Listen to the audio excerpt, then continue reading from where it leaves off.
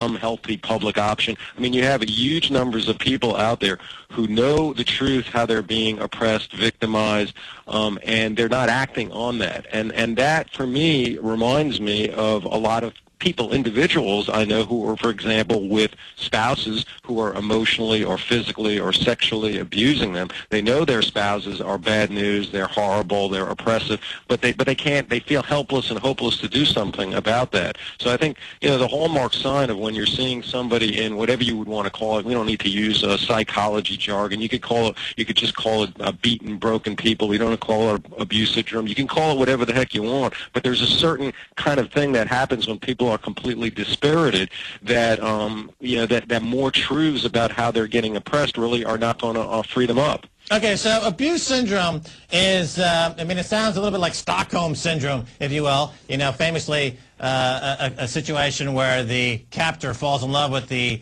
person who's keeping them hostage.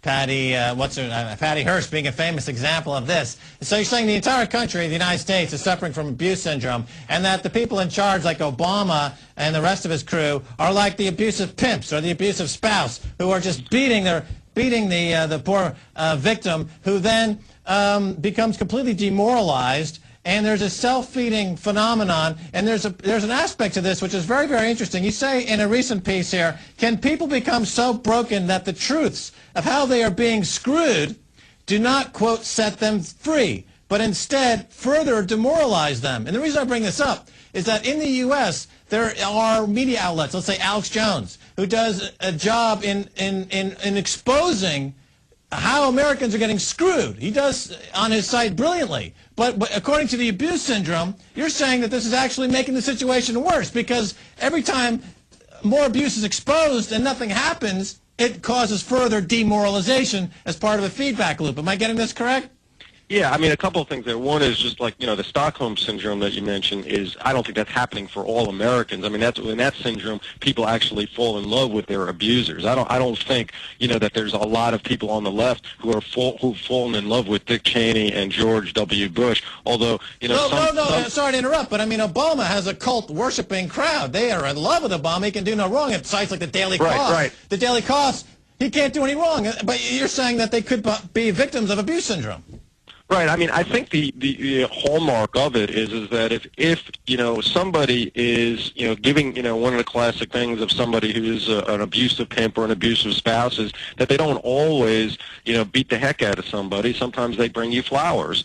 But at bottom, if you're being not who you are is not being taken seriously, what your needs are not being taken seriously.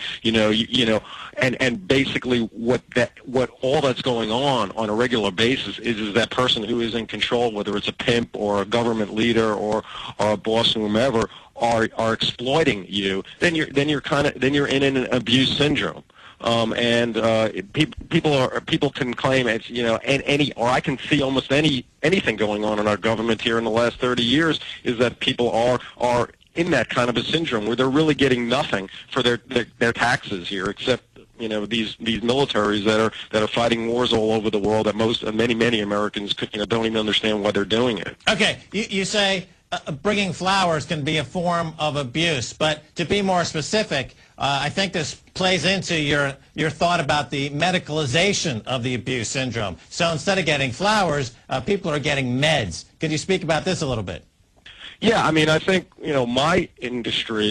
I'm in the mental health profession here in the U.S. I'm a psychologist, and I spend a good part of that article confronting what my business, which is not so much a profession, a business these days, and what they've done to contribute it. And I think they've contributed to the abuse syndrome in many ways. They've taken a lot of our most potentially rebellious and non-compliant young people out there and labeled them with all kind of diseases. The most obvious being something called oppositional defiant disorder, which is an increasingly popular diagnosis here in the United States for kids who just argue with adults, who refuse to comply with adults, who are stubborn. How odd. Yeah, I'm not being facetious here. I'm not joking about that. That's going on. And they're increasingly subject to Medicaid drugs and behavior modifications. But there's even a larger group of, I think, folks who are being described as mentally ill who are engaged in what I would call more of a passive rebellion. So there's millions of kids out there who are bored in boring schools who just don't pay attention because it's not interesting for them. They're not getting anything out of it. And so they're being labeled with attention deficit hyperactivity disorder. And so you got millions more who are just depressed, completely depressed, because their lives are completely alienating. They hate what they're doing for a living. They're working on jobs only to hold on to health insurance. Their lives are miserable. And so, you know, they're medicalized with a mental illness. Okay. And that's the first part of the clip. The second part's up on maxkeiser.com. Max, my issue is I'm going after, as the doctor, I hadn't even seen the clip. I just wanted to play it. As he said that everybody isn't under this. I'm after the people who didn't know or who were slowly brought into denial, who never really paid attention to the world, that kind of just accept what's put in front of them. I'm trying to wake them up or get them to see what's happening. And all we talk about here is solutions and ideas and ways to counter this. But I do get your point of just exposing it and then people just laying there and taking it for a certain percentage of the public. It will make it worse for them. They're not given a silver bullet, some easy 1-inch punch, because I don't believe that exists. And so they just get deeper in to submitting to their pimp. And when he talks about giving them flowers, that's like John Gotti, the Teflon Don, a couple times a year would buy pizzas for the whole neighborhood, fireworks displays. He would pay for a funeral for somebody. Just like the government puts all these billboards up and TV ads and radio ads of how they're helping us and they're our daddy and they're the authority and they're going to keep us safe. That is the carrot of the stick. Max Keiser. Well, the doctor is saying that at some point in the cycle, the truth, the people recognize what is as the truth is making them feel even sicker. And so we don't tell them the truth? Excuse me? So we don't tell people what's happening? Well, that's the paradox, and No, they want to make you depressed and go that direction, so you are broken, as he said, and just submit to it. I'm saying end the mind control, end the literal hoax we're under, the spell, the trance we're in.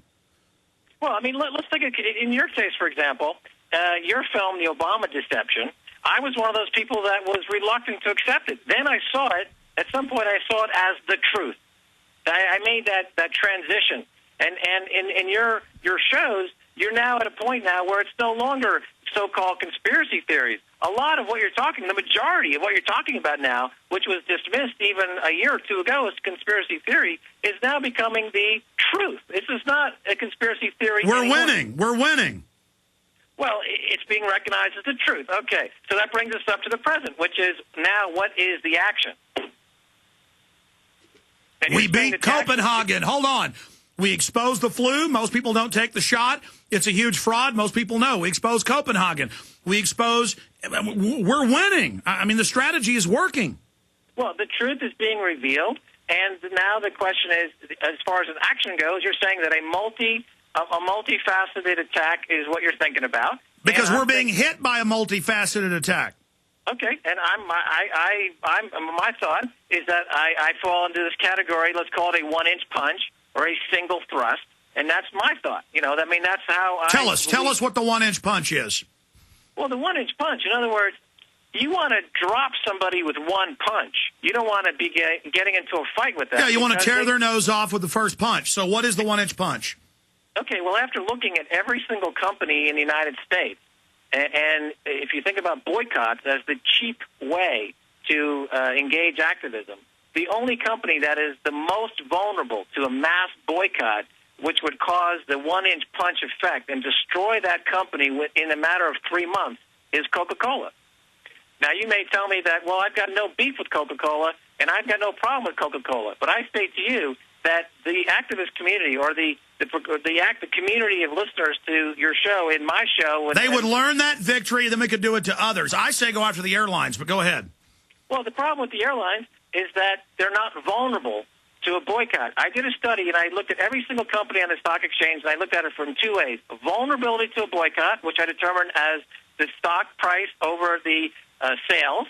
So for every dollar of sales that you withhold from the company, it would have the biggest impact on the price of the stock. So airlines do not have a huge vulnerability to a boycott. Really, they've already lost a lot of money from people not engaged in terrorism because of all the garbage. But I mean, okay, you're the expert on this. I'll believe you. So you go after Coca-Cola. How do you go after them? Well, instead of spreading your bet and saying, I'm going to be a part of this group and that group and this boycott and that boycott, every single